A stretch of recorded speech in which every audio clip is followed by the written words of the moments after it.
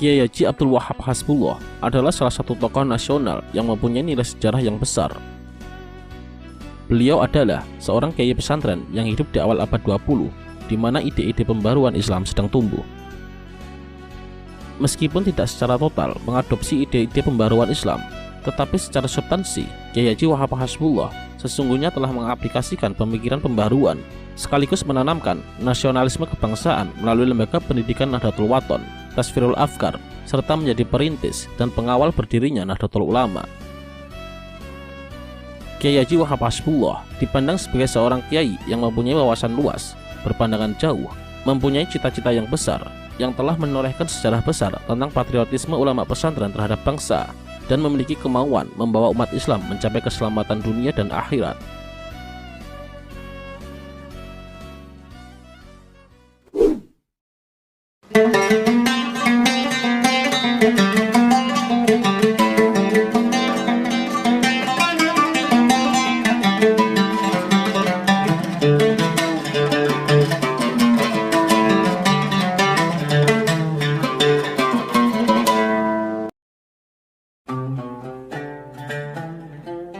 Kiai Haji Abdul Wahab Hasbullah yang juga sering dipanggil dengan sebutan Mbah Wahab adalah putra Kiai Hasbullah yang lahir di desa Tambak Beras, Jombang, Jawa Timur pada tahun 1888 Masehi.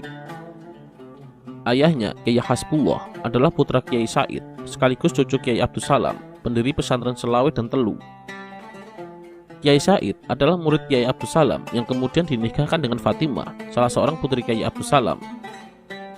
Dari pernikahan ini, Kiai Said memperoleh keturunan 4 orang anak, yang salah satunya adalah Kiai Hasbullah.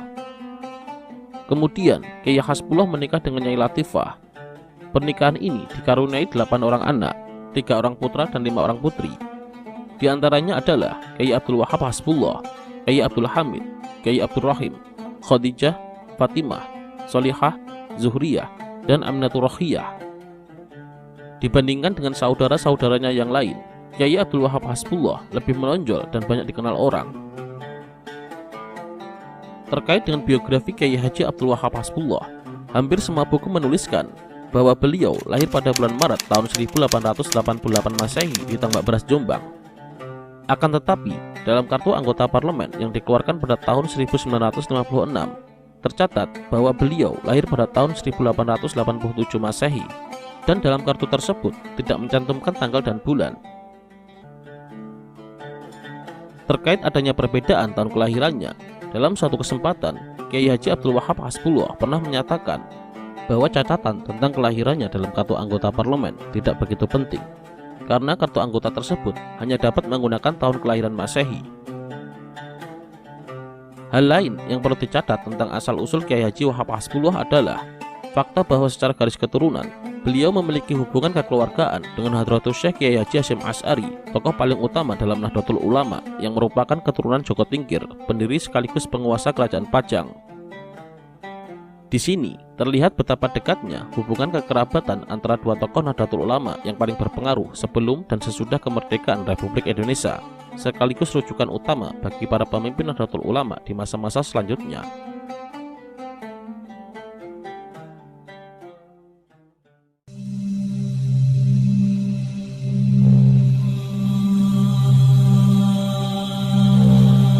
Kiai Haji Wahab Hasbullah sejak usia dini hingga usia 13 tahun dididik oleh ayahnya sendiri di pesantren Tambak Beras.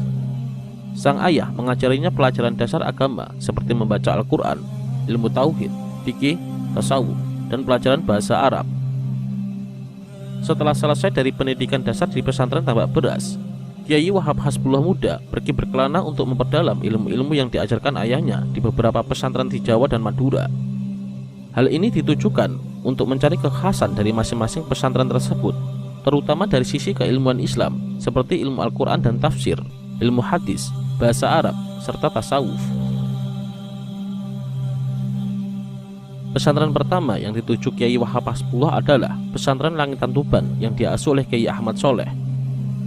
Kemudian pindah ke pesantren Mojosari di Nganjuk selama 4 tahun dengan berguru kepada Kiai Soleh dan Kiai Zainuddin.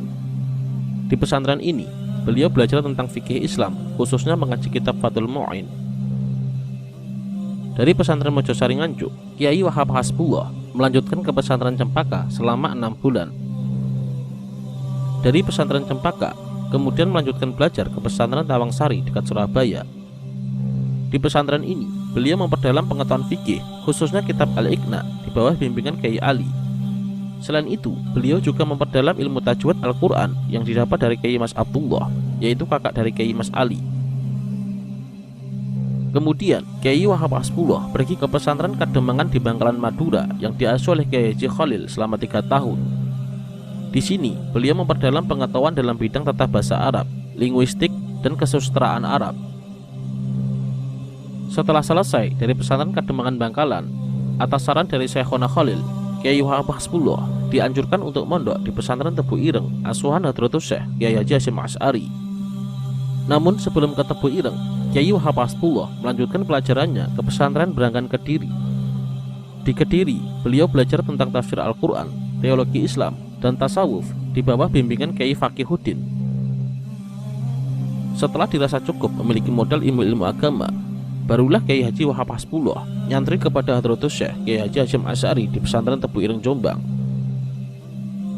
Begitu belajar di pesantren Tebu Ireng, Kiai Wahab Hasbullah langsung didapuk menjadi lurah pondok oleh Kiai Haji Hasyim Asy'ari dan menjadi anggota baru kelompok musyawarah. Kelompok musyawarah ini merupakan kelompok musyawarah para santri senior yang telah belajar di berbagai pesantren selama 10-20 tahun dan memiliki pengalaman mengajar. Para santri senior ini dididik dan dipersiapkan oleh Kiai Haji Hasyim Asy'ari untuk menjadi kiai yang siap terjun di masyarakat.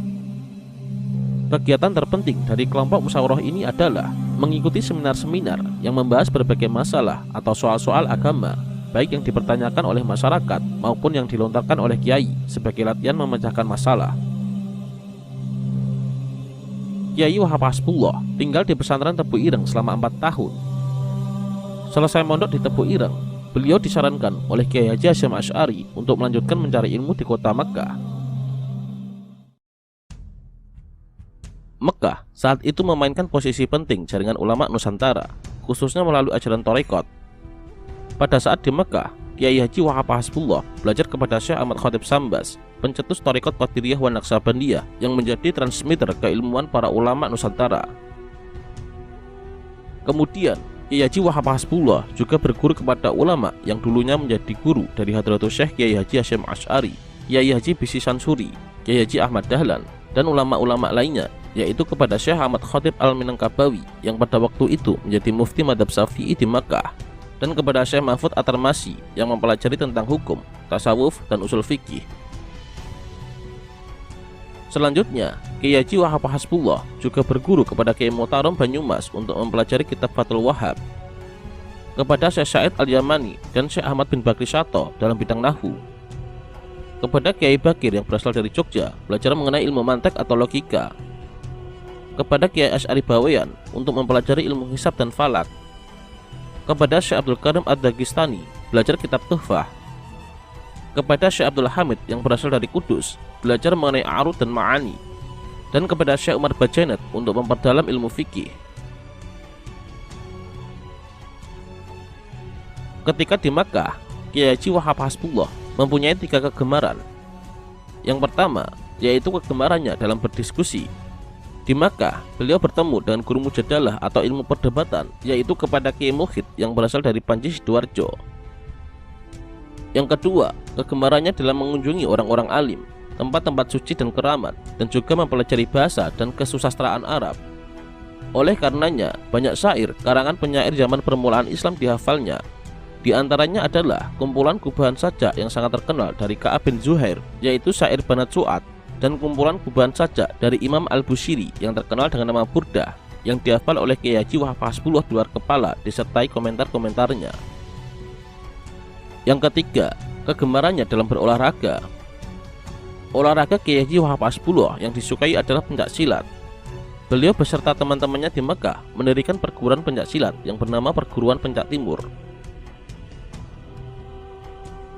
Selain kegemarannya tersebut, Kiai Haji Wahab Hasbullah juga menyukai kehidupan berorganisasi. Di Makkah, beliau mendirikan organisasi Syarikat Islam pada tahun 1914.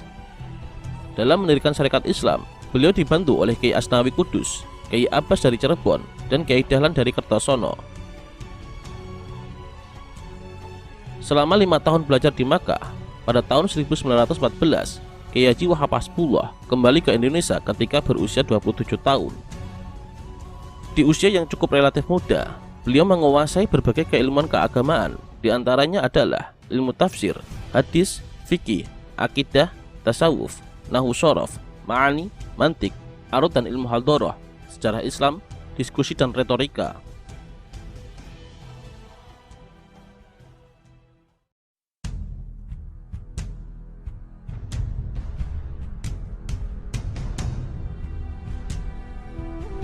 Kiai Haji Wahab Hasbullah dikenal sebagai seorang kiai pergerakan. Beliau aktif mendirikan organisasi-organisasi pergerakan, dimulai ketika berada di Makkah bersama dengan Kiai Haji Abbas dari Jember, Kiai Haji Asnawi dari Kudus, dan Kiai Haji Dahlan dari Kertosono mempelopori berdirinya Syarikat Islam cabang Mekah.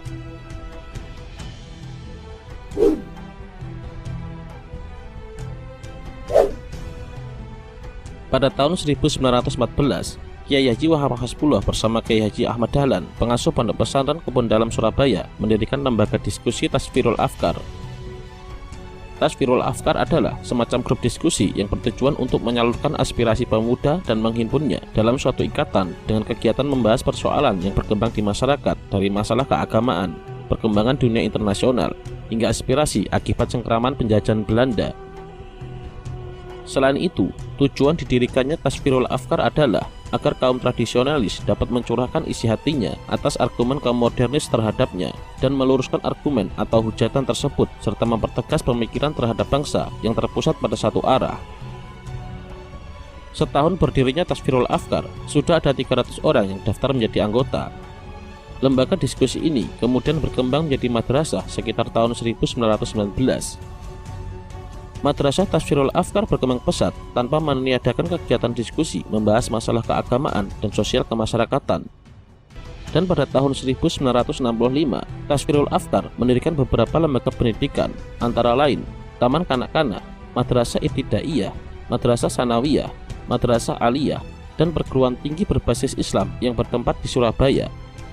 Hal tersebut bertujuan agar masyarakat Surabaya dapat memiliki pengetahuan yang luas serta memperbaiki kualitas dalam hidupnya.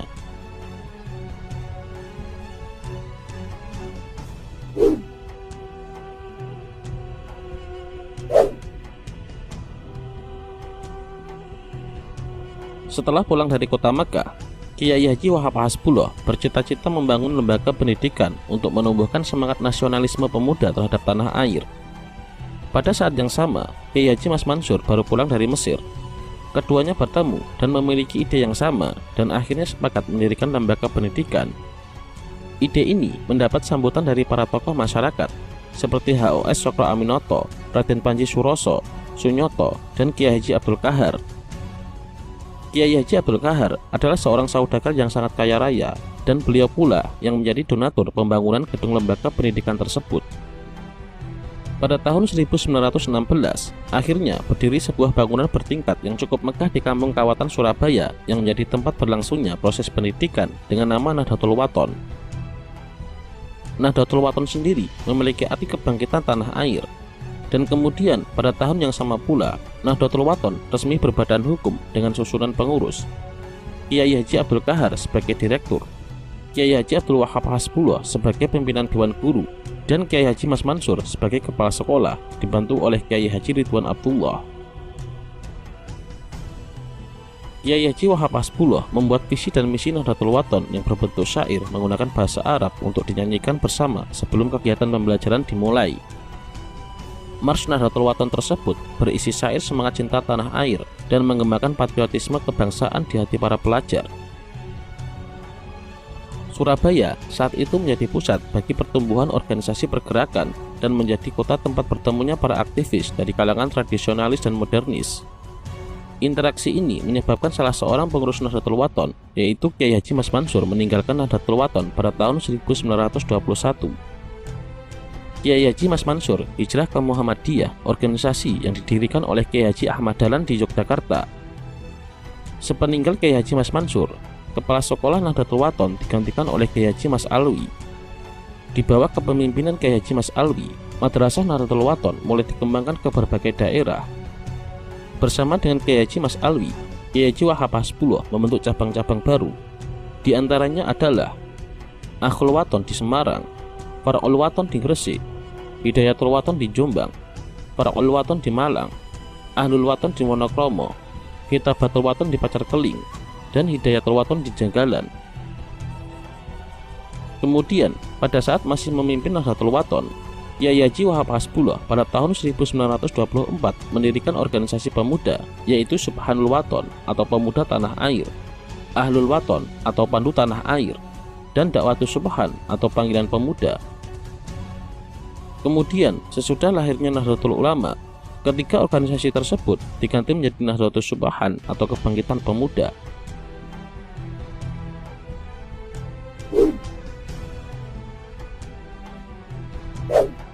Pada tahun 1918, atas persetujuan Kyai Haji Hasyim Asy'ari, Kyai Haji Wahab Hasbullah mendirikan Nahdlatul Tujar yang artinya kebangkitan pedagang.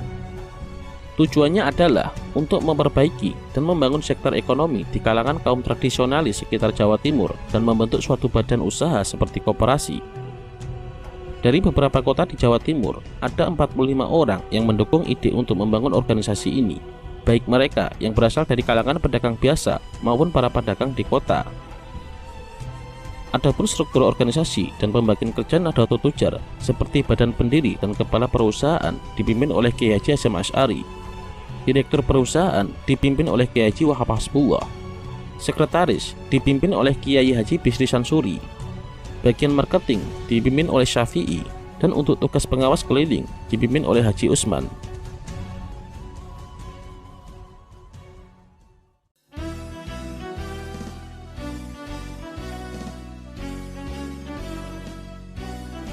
Pada tahun 1922, Syarikat Islam mengadakan Kongres Al-Islam di Cirebon.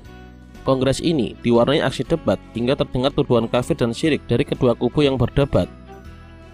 Saat itulah, Kyai Haji Wahab Hasbullah meminta kepada Hadratus Syekh Hasyim Asy'ari untuk mendirikan perkumpulan. Namun, Hadratus Syekh Kyai Haji Hasyim Asy'ari belum memutuskan usulan tersebut.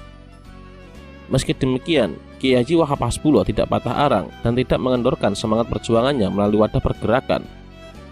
Maka ketika Dr. Sutomo mendirikan organisasi Indonesia Study Club, Kyai Haji Wahab Hasbullah bergabung di dalamnya.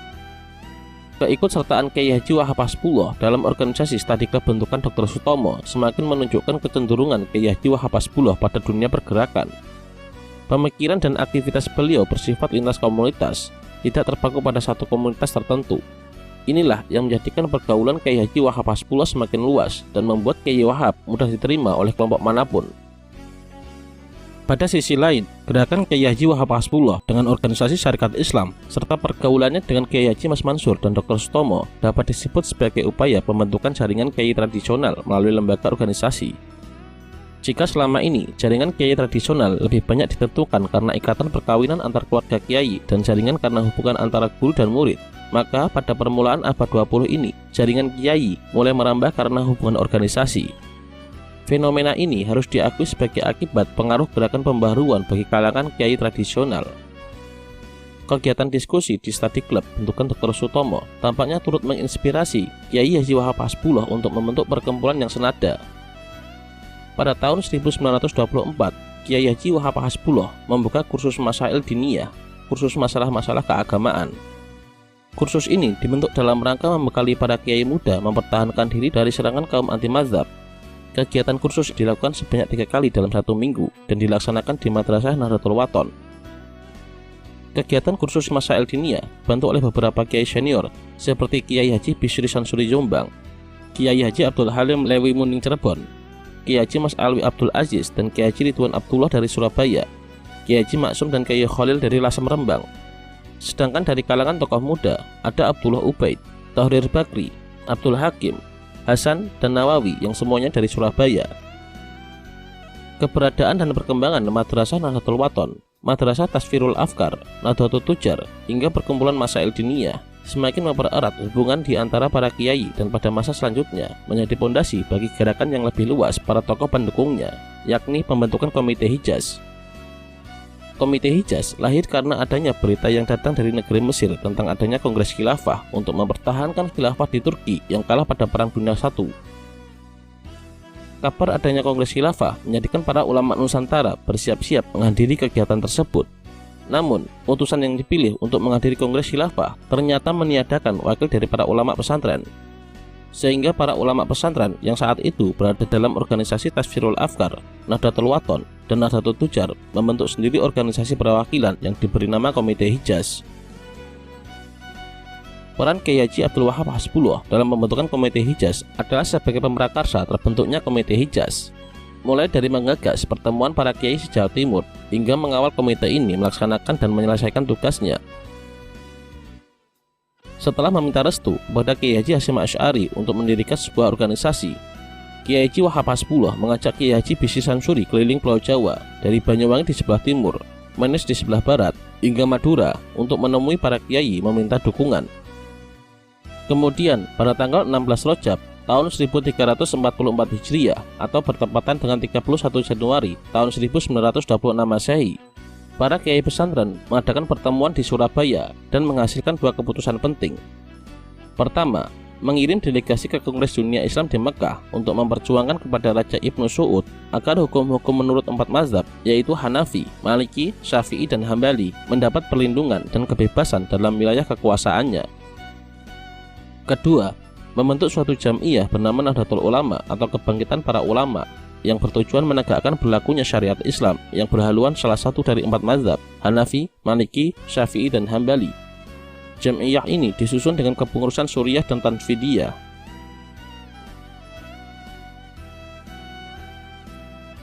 Dua orang utusan yang dikirim ke Arab Saudi, yaitu Kiai Haji Abdul Wahab Hasbullah dan Syekh Ghunaim, pulang dengan membawa hasil yang memuaskan.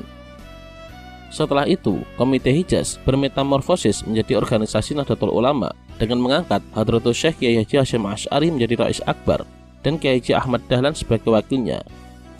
Presiden Tanfidiyah diserahkan kepada Haji Hasan Kipo dan Kiai Haji Abdul Wahab Hasbullah menjabat sebagai Khatib Am. Kemudian perlu kita ketahui bahwa proses lahirnya Nahdlatul Ulama melalui persiapan yang sangat panjang. Karena sebenarnya Kiai Haji Wahab Hasbullah telah mempersiapkannya bertahun-tahun sambil menunggu kesiapan Hadratus Syekh Kiai Haji Hasyim Asy'ari berkenan menjadi Rais Akbar. Kiai Haji Wahab Hasbullah sebelum lahirnya NU pernah mengatakan, "Saya sudah 10 tahun lamanya memikirkan membela para ulama mazhab diajak sana-sini dan amaliyahnya diserang sana-sini. Kalau satu kali ini ternyata luput, saya akan memilih di antara dua, masuk organisasi bentrokan terus, atau pulang kampung memelihara pondok secara khusus." Kiai Haji Wahab Hasbullah telah memikirkan dan merintis organisasi Nahdlatul Ulama sejak 10 tahun sebelum Nahdlatul Ulama resmi berdiri. Itu berarti sejak tahun 1916, Kiai Haji Wahab Hasbullah telah mempersiapkan langkah-langkah mendirikan Nahdlatul Ulama. Dengan demikian, pendirian Nahdlatul Wathon pada tahun 1916 merupakan upaya nyata Kiai Haji Wahab Hasbullah untuk mewujudkan cita-citanya. Proses berdirinya Nahdlatul Ulama pada masa-masa awal berjalan cukup alot, karena Kiai Haji Hasyim Asy'ari sebagai sesepuh para kiai di Jawa dan telah disiapkan untuk menjadi pimpinan utama, ternyata tidak langsung menerima tawaran tersebut. Baru setelah Syekh Khalil Bangkalan, sang guru Kiai Haji Hasyim Asy'ari ikut andil meyakinkannya, maka barulah beliau berkenan menerima kepemimpinan Nahdlatul Ulama. Kemudian setelah wafatnya Hadratus Syekh Kiai Haji Hasyim Asy'ari pada tahun 1947, kepemimpinan Nahdlatul Ulama digantikan oleh Kiai Haji Wahab Hasbullah sebagai Rais Am PBNU yang kedua dan Kiai Haji Bisri Samsuri sebagai wakilnya.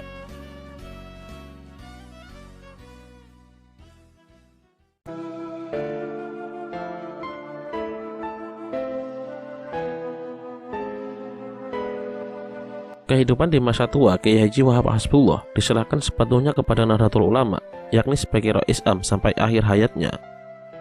Dalam keadaan sakit, setiap hari doa-doa yang beliau panjatkan kepada Allah Subhanahu wa Ta'ala hanya meminta agar dapat mengikuti muktamar Nahdlatul Ulama yang terakhir baginya. Saat Kiai Haji Bisri Samsuri menjenguk Kiai Haji Wahab Hasbullah yang pada saat itu beliau sudah kritis, Kiai Bisri Samsuri membisikkan kata-kata, "Kiai, janganlah engkau wafat dulu, masih ada yang belum terselesaikan." Sontak Kiai Wahab berkata, "Apa yang belum terselesaikan?" Kiai Bisri menjawab, "Masih ada laporan pertanggungjawaban yang belum Kiai laksanakan."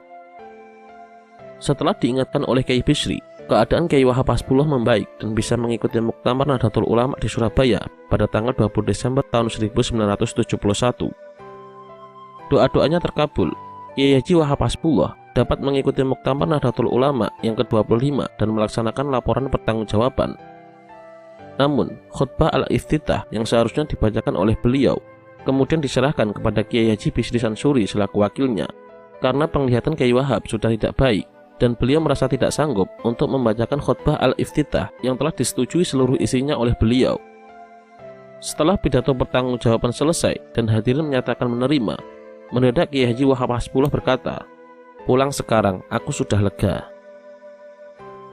Kiai Haji Wahab Hasbullah meninggalkan Muktamar NU dalam keadaan sakit dengan kondisi tubuhnya yang semakin menurun. Akan tetapi, jiwanya tidak pernah sakit. Beliau merasa bertanggung jawab sepenuhnya dalam jabatan yang telah dipercayakan kepadanya, karena bagi beliau, jabatan itu menyangkut dunia dan akhirat. Pada hari Rabu, tanggal 12 Dzulqa'dah tahun 1391 Hijriah, atau bertepatan pada tanggal 29 Desember tahun 1971, pada waktu pukul 10 waktu Indonesia Barat, Kiai Haji Abdul Wahab Hasbullah meninggal dunia beberapa hari setelah Muktamar NU yang ke-25 di Surabaya. Duka mendalam atas meninggalnya beliau cepat tersebar luas sampai pada tingkat nasional. Rasa kehilangan yang begitu mendalam dirasakan oleh warga Nahdlatul Ulama maupun bangsa Indonesia. Dan pada tahun 2014, atas seluruh perjuangan yang dilakukan semasa hidupnya, Presiden Joko Widodo memberikan gelar pahlawan nasional Indonesia atas peran beliau dalam mempertahankan kemerdekaan Indonesia. Semoga Allah membalas jasa-jasa beliau dengan meninggikan derajat beliau dan menempatkan di tempat yang terbaik. Amin.